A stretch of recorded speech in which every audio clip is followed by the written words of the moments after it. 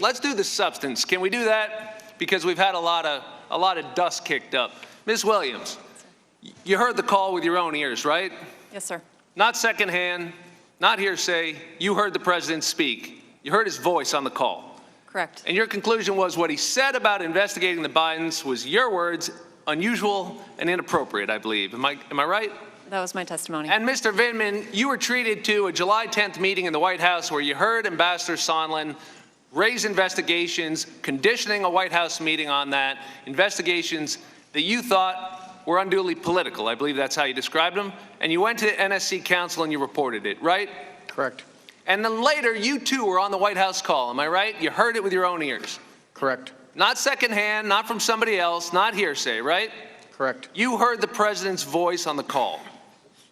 I did. And you heard him raise that subject again that Ambassador Sondland had raised before about investigating the Bidens, right?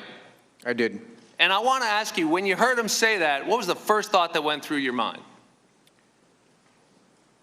Frankly, I couldn't believe what I was hearing. It was probably an element of shock that maybe in certain regards my worst fear of how our Ukraine policy could play out was playing out, and how this was likely to have significant implications for U.S. national security.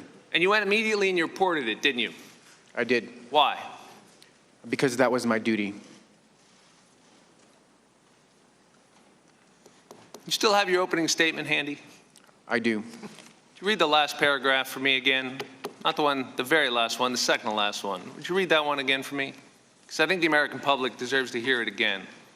That's the one. I think my dad would appreciate this one too. Dad, my sitting here today in the U.S. Capitol talking to our elected officials is proof that you made the right decision 40 years ago to leave the Soviet Union and come here to the United States of America in search of a better life for our family. Do not worry, I'll be fine for telling the truth. You realized when you came forward out of sense of duty that you were putting yourself in direct opposition to the most powerful person in the world. Do you realize that, sir? I knew I was assuming a lot of risk. And I'm struck by that word, don't worry, that phrase, do not worry, you addressed to your dad. Was your dad a warrior? He did serve. It was a different military, though. And he would have worried if you were putting yourself up against the President of the United States, is that right? He deeply worried about it because in his context, there was the ultimate risk. And why do you have confidence that you can do that and tell your dad not to worry? Congressman, because this is America. This is the country I've served and defended, that all of my brothers have served, and here, right matters. Thank you, sir. Yield back.